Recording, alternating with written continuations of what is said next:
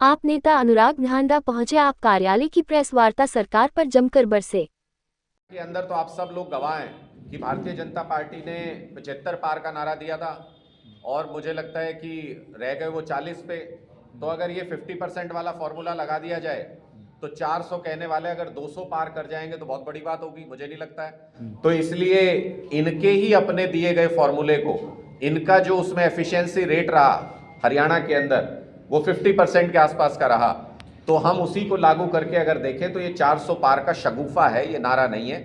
ये 200 भी पार करेंगे इस बात में मुझे शक है। देश के अन्नदाता के ऊपर अत्याचार करके, उनके ऊपर पैलेट गन चला के, एक्सपायर्ड आंसू गैस के गोले चला के, उनके ऊपर रबड़ की बुलेट चला के अगर इनको लगता है ये चुनाव जीत सकते हैं तो इनकी बहुत बड़ी गलतफहमी। इस बार दोनों इकट्ठे जाएंगे जमुना पार। वो इस बार के लिए नारा दिया था, पिछली बार ही दे दिया था जेजेपी ने। उन्होंने कहा था कि ये बीजेपी जमुना पार का नारा दिया था उन्होंने, लेकिन मुझे लगता है कि इस बार दुष्यंत जी साथ लेके जाएंगे खट्टर साहब को, दोनों जमुना पार जाके बैठेंगे इस बार। जिस टाइमलाइन से वो चल रहे हैं, जिस समय सीमा को लेकर के वो चल रहे हैं, अगर वो 9 साल में नींव का पत्थर रखने के लिए उनको समय मिल पाया है तो मुझे नहीं लगता कि इस जीवन में तो वो उस एम्स का उद्घाटन कर पाएंगे उस रफ्तार से। मुझे लगता है कि प्रधानमंत्री जी की आदत है, वो अपनी ही कई बातों को सुनते नहीं हैं। एक बार कोई जुमला छोड़ देते हैं, चुनाव के बाद कहते हैं वो कोई वादा थोड़ी था, वो तो जुमला था। तो ये जो कही गई बात है प्रधानमंत्री की, ये 2024 के लोकसभा चुनाव से पहले कही है। हो सकता है 2024 के लोकसभा चुनाव के बाद जब ये हार जाएंगे, जब ये विपक्ष में बैठे होंगे, तो हो सकता है कि ये उस वक्त कहें कि वो तो हमने चुनावी जुमला कहा था, अब ये सरकार पूरा करके दिखाए, हमसे तो नहीं हुआ।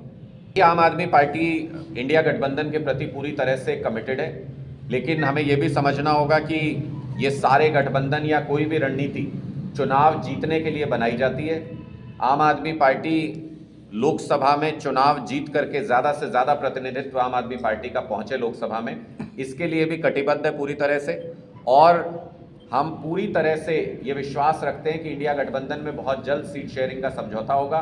जितना जितना हमारा क्लेम जहां पर बनता है, हम उन जगहों पर जितना डिले होता जा रहा है, हमने उन जगहों पर कुछ उम्मीदवार ज़रूर घोषित किए हैं। वो इसलिए किए हैं क्योंकि हमें उन जगहों पे तैयारी भी करनी है और जीतना भी। हम जीतने के लिए चुनाव लड़ती है आम आदमी पार्टी, और साथ ही ये समय भी दिया है कांग्रेस पार्टी को कि वो जल्दी से जल्दी गठबंधन के ऊपर विचार विमर्श करें, चर्चा करें और किसी न किसी मुकाम पर पहुंचें।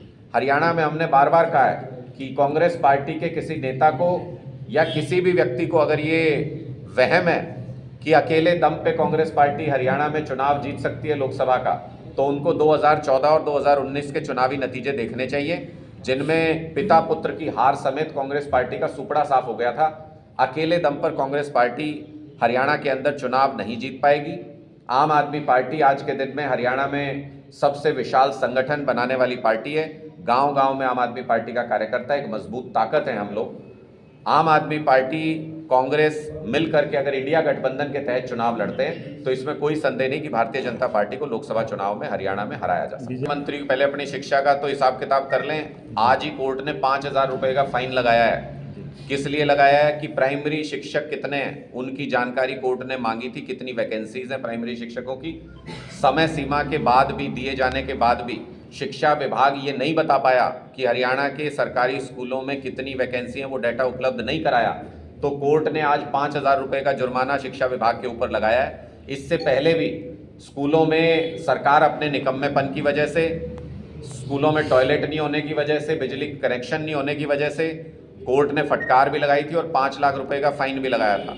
तो शिक्षा मंत्री छाछ तो बोले, छाड़नी भी क्या बोले, जिसमें 70 छेद। तो शिक्षा मंत्री जी को किसी दूसरे मुद्दे पे बोलने से पहले हरियाणा की शिक्षा का सुधार कर देना चाहिए। और जो अन्नदाता को उपद्रवी समझता हो, मुझे उनकी सोच के ऊपर तरस आता है। ये वही अन्नदाता है जिनका पैदा किया हुआ अनाज ये शिक्षा मंत्री भी खाते हैं, ये मुख्यमंत्री भी खाते हैं, और उसी के दम पे गुर्रा भी रहे हैं। जिस दिन ये अनाज पैदा करना बंद कर देंगे उस दिन आपकी जुबान भी नहीं निकलेगी और उस दिन आप बोल भी नहीं पाओगे। अभी जानते हैं कि मौजूदा भारतीय जनता पार्टी की सरकार, चाहे वो हरियाणा में हो या दिल्ली में हो, किसानों के ऊपर अत्याचार करने में बिल्कुल भी हिचक नहीं करती है। किसानों के ऊपर ज़बरदस्त अत्याचार कर रही है और ऐसे ऐसे हथकंडे इस्तेमाल कर रही है जो अमानवीय की श्रेणी में आते हैं।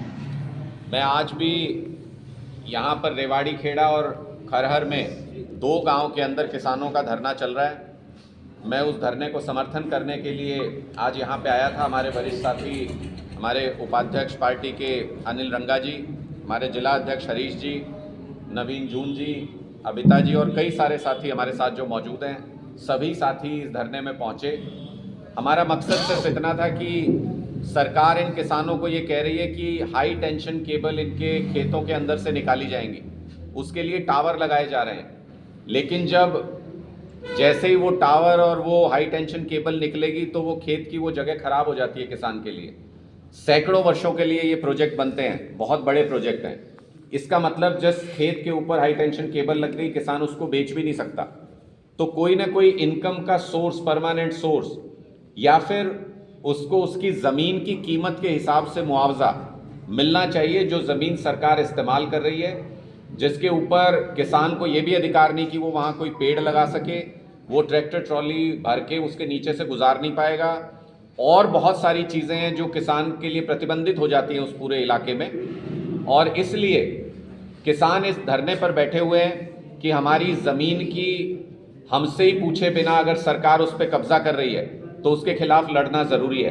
किसानों ने आज एक आवाज़ में ये कहा कि सरकार इस लड़ाई को, जो पहले किसान अपने हकों के लिए सरकार के दफ्तरों पे जाके लड़ा करते थे, सरकार उसको किसान के खेत तक ले आई है, किसान के घर तक ले आई है। इसलिए अब लड़ना ज़रूरी है। दूसरी